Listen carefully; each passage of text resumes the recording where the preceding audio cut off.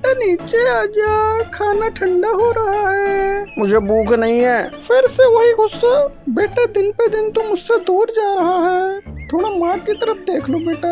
Mummy भैया को क्या हुआ? बेटा कुछ बातें माँ के दिल में रह जाती है। अरे नोनी बहन, सब कुशल मंगल? बहुत दिन हो गए, तुम्हारी आवाज नहीं सुनी हमने। सब ठीक है हीरा भाई, बस उम्र बढ़ती जा रही है। तुम्हारा चेहरा देखकर ऐसा लग रहा है कोई बात है जो तुम छुपा रही हो। आजकल पवन भी बहुत गुमशुदा सा रहने लगा है। हाँ मैंने भी देखा, पहले तो वो सबसे हंसता बोलता था, अब जैसे चिंता में डूबा रहता है, जैसे कोई इस पे दबाव डाल रहा है किसी बात को। 2 साल पहले। बस बेटा अब और झटका दे। हाँ ऐसे। माँ मैं उड़ना सीख गया माँ।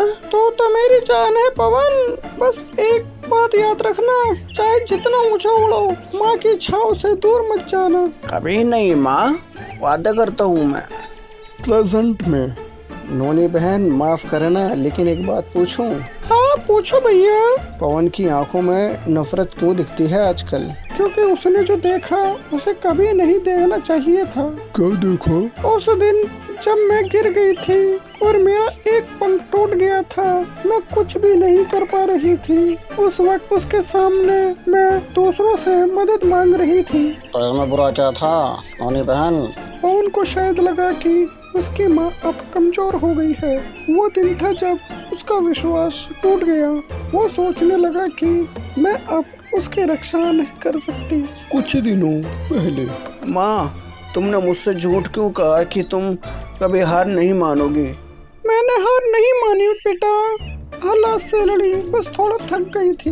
नहीं माँ, तुमने मेरी आंखों में वो डर भर दिया जो मैंने कभी देखा नहीं था।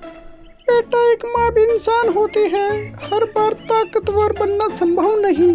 मुझे खुद को संभालना पड़ा बिना तुम्हारे सहारे, और अब मैं तुम्हारे पास नहीं रह सकता।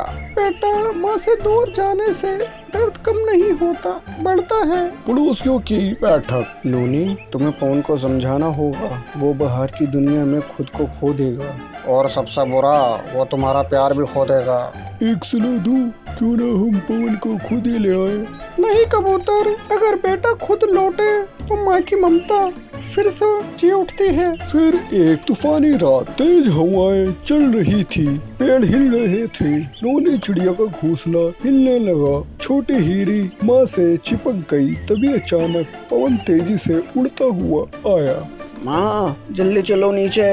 पवन मैं तुम्हें छोड़कर नहीं जा सकता माँ, मैं भूल गया था कि तू ही मेरी उड़ान की वजह है। भैया आ गए।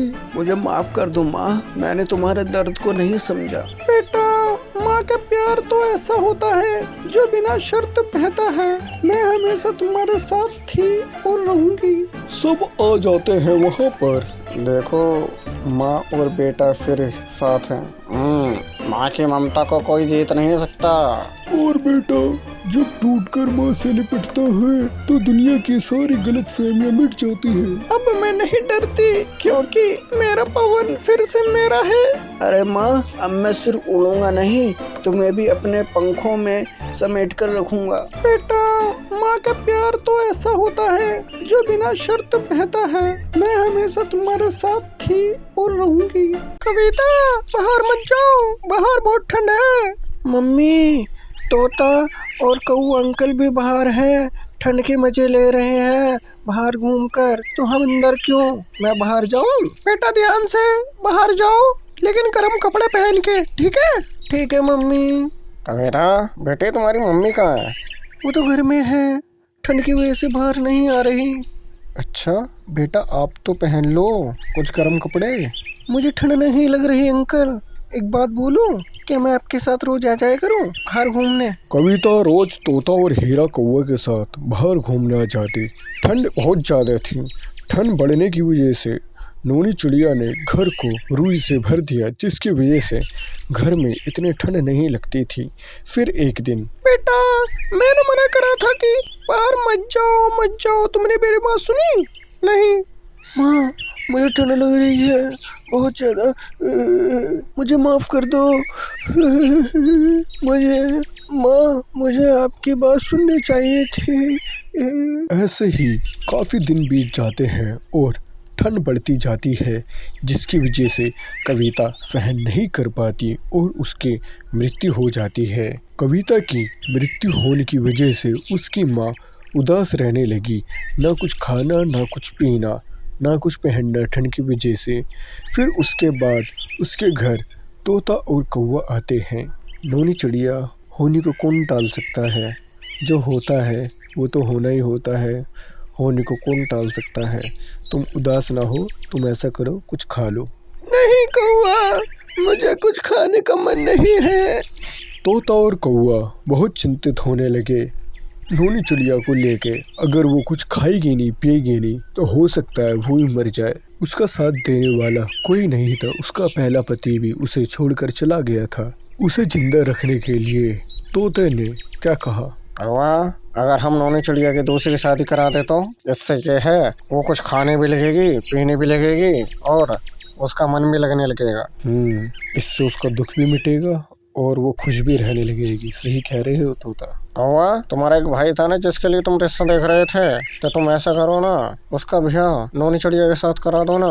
हाँ तोता, सही कह रहे हो, मैं बात करता हूँ अपने भाई से। तोता और कौवा दोनों बिरजू जो कौवा का भाई था उससे बात करते हैं शादी की नोनी चिड़िया को लेकर। जैसे बिरजू हाँ कहता है, नोनी चिड़िया की उससे शादी करवा देते हैं। शादी के बाद नोनी चिड़िया खुश रहने लगी और उसने एक बच्ची को जन्म दिया और उसका नाम उन्होंने कविता रखा। नोनी चिड़िया, अब तो खुश हो तुम, तुम्हारे घर वापस कविता आ गई। हाँ हीरा कौवा, मेरी कविता मेरे पास आ गई, वापस आ गई मेरे पास। फिर क्या, उधर कविता भी खुश और उधर कौवा भी खुश। उसके बाद हर कोई खुशी खुशी रहने लगा। तो दोस्तों, कैसे लगी आपको हमारी स्टोरी? अगर आपको अच्छी लगे तो लाइक और सब्सक्राइब करना ना भूलिए और दोस्तों को शेयर ज़रूर करें।